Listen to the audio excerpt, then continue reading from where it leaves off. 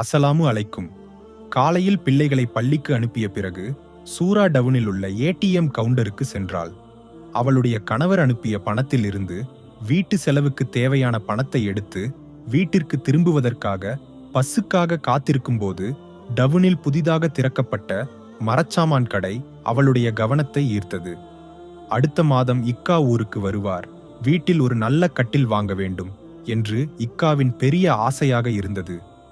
எத்தனை வருடங்களாக இக்கா வளைகுடாவில் வேலைக்கு சென்று கொண்டிருக்கிறார். அவளுடைய தம்பிகள் எல்லாம் ஓரளவு நல்ல பொருளாதார நிலையை அடைந்த போது அவர்கள் தனித்தனியாக வீடுகள் கட்டி வாழ்க்கையை மாற்றினர்.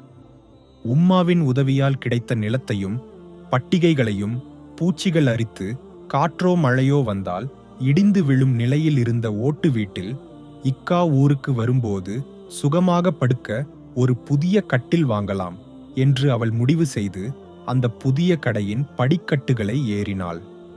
பலவிதமான செதுக்கல் வேலைப்பாடுகளால் அலங்கரிக்கப்பட்ட கட்டில்களை அவள் தொட்டு தடவி கடைக்குள் நடந்து சென்றாள்.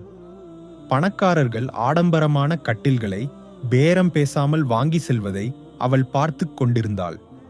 பலவற்றை பார்த்து தடவி இறுதியாக அவளுடைய வீட்டு அறையில் பொருந்தக்கூடிய ஒரு கட்டிலை தேர்ந்தெடுத்து விலை மற்றும் பிற விவரங்களை கேட்டு தெரிந்து கொண்டு வீட்டிற்கு சென்றாள். அன்று மாலை ஈக்கா அழைத்தபோது புதிய கட்டில் வாங்குவது பற்றி அவள் முதலில் பேசத் தொடங்கினாள். எனக்கு தனியாக ஒரு கட்டில் தேவையில்லை சூரா. துபாயில் உள்ள தொழிலாளர் முகாமில் படுத்து பழகிய எனக்கு நம்முடைய வீட்டு தரையில் பாய் விரித்து படுக்கும் சுகம் நீ தேர்ந்தெடுத்த எந்த கட்டிலில் படுத்தாலும் கிடைக்காது என்று இக்கா கூறினார். பல காரணங்களை கேட்டாலும் சூரா இக்காவை தொடர்ந்து வற்புறுத்தினாள். இறுதியாக அவளுடைய ஆசைக்கு இணங்கி வீட்டிற்கு ஒரு கட்டில் வாங்க இக்கா சம்மதம் தந்தார். வீட்டின் வடக்கு மூலையில் உள்ள குறுகிய அறைக்குள் புதிய கட்டிலை கொண்டு வந்து வைப்பது பெரும் பாடுபட்டு நடந்தது. புதிய கட்டிலில் புது மணப்பெண்ணைப் போல சூரா வெட்கத்தால் முகத்தை தாழ்த்தி சிறிது நேரம் அப்படியே இருந்தாள். அன்று இரவு சூராவும் பிள்ளைகளும் அந்த புதிய கட்டிலில் படுத்து உறங்கினர்.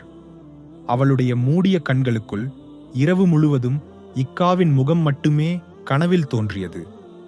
காலையில் சுபஹி தொழுகை முடித்து தொழுகை விரிப்பில் அமர்ந்து அவள் வழக்கத்தை விட அதிக நேரம் படைத்தவனுக்கு நன்றி கூறி இரு கைகளையும் நீட்டி பிரார்த்தனை செய்து கொண்டிருந்தாள்.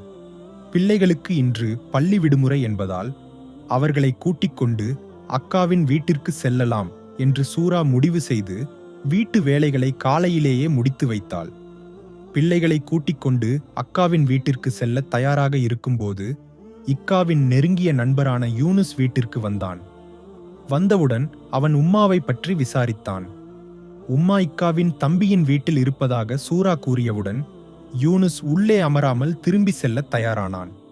போகும்போது அவன் சூராவிடம் இக்கா அழைத்திருந்தாரா என்று கேட்டான். இல்லை, நேற்று இரவு அழைத்தார், இன்றிரவுதான் அழைப்பார் என்று சூரா பதிலளித்தாள். யூனுஸின் வழக்கமில்லாத மௌனமும் முகபாவனையும் சூராவுக்கு உள்ளுக்குள் ஒரு பயத்தை உருவாக்கியது. யூனுஸின் முகம் பெரும் கவலையில் இருப்பது போல தோன்றியது. அவனுக்கு ஏதோ தன்னிடம் சொல்ல வேண்டும் என்று அவளுக்கு தோன்றியது. எப்போதும் சந்திக்கும் யூனுஸ் இன்று ஏன் இப்படி தயங்குகிறான்? உம்மாவை சந்தித்து ஒரு விஷயம் பேச வந்தேன் என்று கூறி அவன் திரும்பி நடக்கத் தொடங்கிய போது ஒரு ஆட்டோவில் உம்மாவும் தம்பியும் வந்து இறங்கினர்.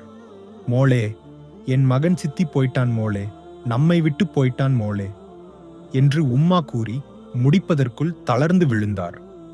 அதிர்ச்சியில் உறைந்த சூராவும் பிள்ளைகளும் சிலை போல நின்றனர்.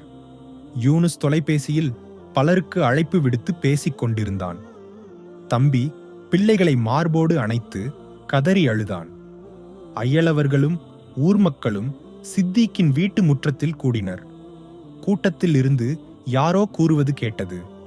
நேற்றிரவு வேலை முடிந்து அறைக்கு செல்லும் வழியில் ஒரு கார் வந்து மோதி தூக்கி எறிந்துவிட்டது. சட்ட நடவடிக்கைகள் முடிந்து 2 நாட்கள் கழித்துதான் உடலை ஊருக்கு கொண்டு வர முடியும். புதிய கட்டிலில் சூராவும் பிள்ளைகளும் இக்காவின் முகத்தை கடைசியாக ஒரு முறை பார்க்க காத்திருந்தனர். இன்று வீட்டு முற்றத்திற்கு பல திசைகளிலிருந்து மக்கள் கூடினர். டார்பாய் கூடாரங்களுக்கு கீழேயும் பாதைகளிலும் உடலை கொண்டு வரும் ஆம்புலன்ஸை எதிர்பார்த்து மக்கள் கண்ணீருடன் காத்திருந்தனர். உடலை கொண்டுவர விமான நிலையத்திற்கு சென்ற காரின் பின்னால் உடலை ஏற்றி வரும் வாகனம் வீட்டு முற்றத்தை நெருங்கியபோது அந்த ஊர் அந்நாள் வரை காணாத பெரும் மக்கள் கூட்டத்தை கண்டது. யாரோ சிலர் சேர்ந்து உடலை முற்றத்தில் வைத்தனர். பார்க்க வேண்டியவர்கள் விரைவாக பாருங்கள், உடலை இப்படி அதிக நேரம் வைக்க முடியாது என்று ஊரின் மூத்தவர் அனைவரிடமும் கூறினார். எல்லோரும் பார்க்க வசதி செய்யப்பட்டது.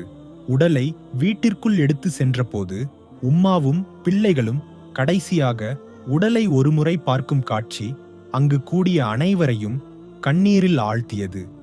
தம்பிகளும் ஊர் மக்களும் உடலை மையித்து கட்டிலில் பள்ளிக்காட்டில் உள்ள மயிலாஞ்சி செடியின் அருகே எடுத்து சென்றனர். அந்த உடலின் மணத்தை ஒரு முறையாவது உணர முடியாமல் வீட்டின் வடக்கு அறையில் புது மனம் மாறாத கட்டில் கண்ணீர் நனைந்த சிலரை காத்து கிடந்தது.